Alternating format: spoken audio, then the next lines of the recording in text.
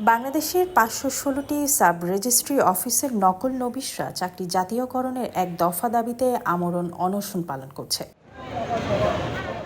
বৃহস্পতিবার সকালে জাতীয় প্রেস ক্লাবের সামনে দেশের বিভিন্ন জেলা থেকে আগত নকল নবিশরা এই কর্মসূচি পালন করেন। এ সময় তারা জাতীয়করণ করতে হবে, করে নাও, আমার সোনার বাংলায় বৈষম্যের ঠাঁই নাই স্লোগান দিতে থাকেন।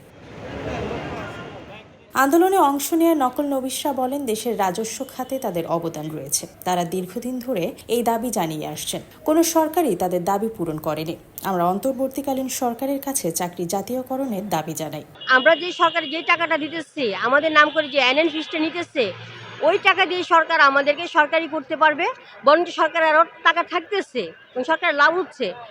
আমাদের দাবিটা বারবার সবাই বলতেছে যৌতিক, ডক্টর ইউনূস স্যার বলতেছে যৌতিক, আসিফ নজরুল স্যার বলতেছে যৌতিক, কিন্তু আমাদের কোনো লিখিত আশ্বাস দিতেছে না। ওনারা আমাদের লিখিত দেখ, যদি আমাদের দাবিটা সঠিক না হয় ওনারা যাচাই করুক, যদি সঠিক না হয় ওনাদের আমাদের এসে বলুক যে না, তোমাদের দাবিটা যৌতিক না, তোমরা উঠে যাও, আমরা এখনই উঠে যাব।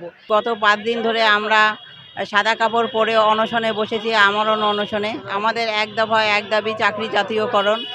আমরা সারা বাংলাদেশে ৫১৬টি ওই সাব রেজিস্ট্রি অফিসে কর্মরত নকল নবিশ। আমরা সরকারের গুরুত্বপূর্ণ, রাষ্ট্রের গুরুত্বপূর্ণ কাজটাই আমরা করি। একটা সাব রেজিস্ট্রি অফিসে ৪-৫ জন স্থায়ী স্টাফ দিয়ে কখনো অফিস চলে না। অফিসের ৮৫% কাজ আমরা নকল নবিশরাই করি।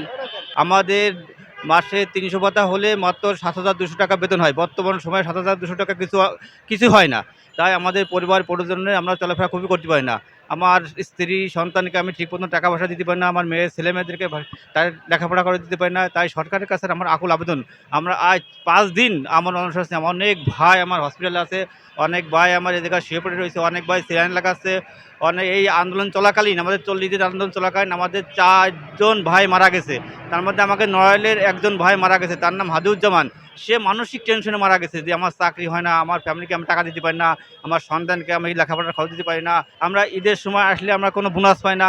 আমার ঈদের সময় যদি 25 তারিখে ঈদ হয় আমরা কোনো বেতন পাই না।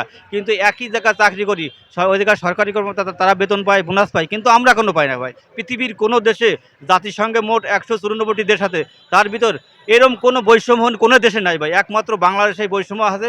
নকল নবিশ হিসেবে কর্মরত ফাতেমা বেগম বলেন, আমাদের দাবি যৌক্তিক, আমরা যৌক্তিক দাবিতেই আন্দোলন করছি। বাড়িতে আমাদের বাচ্চাদের রেখে এসেছে, আমরা ঢাকায় কর্মসূচি পালন করছি। আমাদের তো রাজস্ব খাতে অবদান আছে, তাহলে কেন আমাদের চাকরি জাতীয়করণ করা হবে না? সরকার কি আমাদের কান্না দেখেন না? আমরা চাই দ্রুত আমাদের দাবি মেনে নেওয়া হোক।